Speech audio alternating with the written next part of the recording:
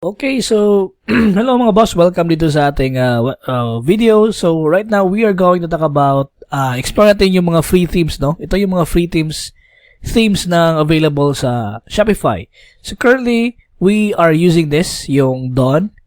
And I think yung sa amin is we use this one sa Boundless, okay?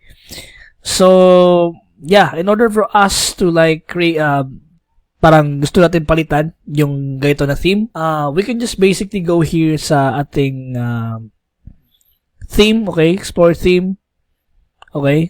And then, let's say for example, yung ganito, yung ginamit namin is Boundless, okay? So, let's try to, kung gusto nyo piliin yan, pwede nyo gamitin yan. Pero let's try to use this one as an example, no? Simple. Nakalagay ito na sidebar menu, product image zoom, which is good, image animation, product recommendation. May nakalagay 3 styles included. So, title yung toy.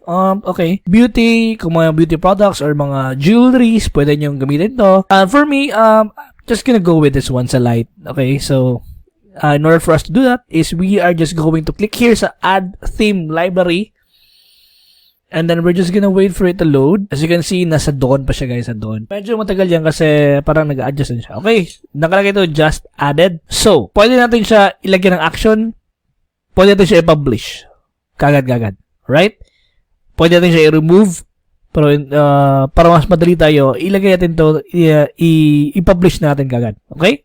Publish. So, yung store ko is maging ganito. Simple lang siya. So, I wanted to try this one, no? Boom, publish. Then, theme publish na siya. Kung gusto natin na pumunta rin doon sa website natin, for sure, bago na yung design. Ito na yung design, guys. As you can see, very basic lang siya. If you're going to go here sa ating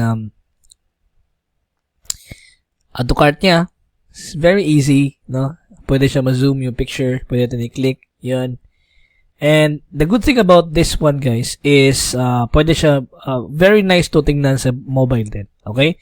Pwede mo siyang i-share, i-tweet. So, yun nga, again, magamit nyo to pag may sariling brand kayo, pwede nyo itong gamitin. Okay? Alright. So, we are done with the theme. But before that, we are going to explore muna para makita natin yung ano ba yung mga premium, no? Mga premium theme na meron yung Shopify. Let's click here sa view. So, currently, ito yung Dawn na ginamit natin kanina. Okay? So, ito yung usually mga free, selling in person. You can, pero dito, again, medyo mahal na, okay? May $250, $280. Ito na yung binibenta talaga. Usually ng mga client, usually sa mga client meron na sila ganito, guys. So, yun, no? Yun. $250, $280, minimalist. And, yung sa Homebase Connect ko, guys, ito, I think, ito free. Ito yung ginamit natin, guys, free. Boundless, ito yung sa aming Snapteria. Kasi medyo ano siya, straightforward. If you're going to go here sa ating home, yun, latag kagad yung mga products, which is nice.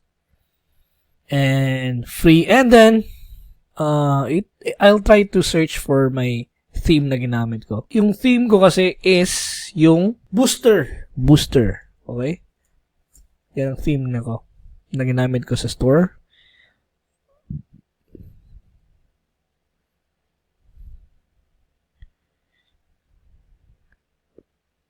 Okay, so ito yung theme na I think ito yung ginamit ko, guys. Or ito ba? Di ko sure eh. Nag-iba na. Okay. So ito yun siya, guys. Binili ko siya actually for 9,000 before. 9,000 yung binili ko before. Ito. Tingnan natin. Yun, no?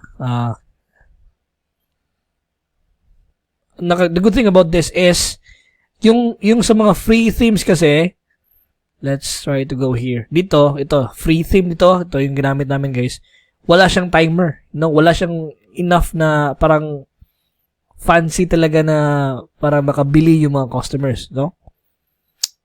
Pregnancy journal, let's try this one. So wala, no? Very basic, very normal.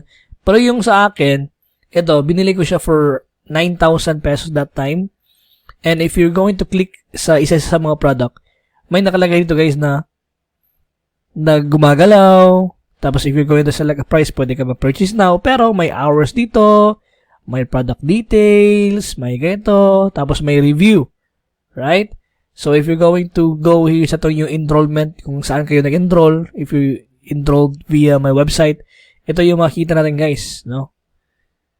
So, yan, ang daming mga reviews dyan. So, ito yung premium na mga theme. Pero we're not going to talk about that again because yung mga clients nyo guys is naka-themes, may theme na yan sila.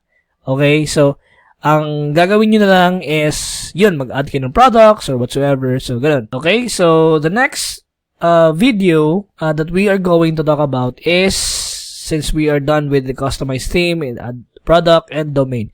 So, add natin itong domain sa next video guys. Alright? See you sa next video.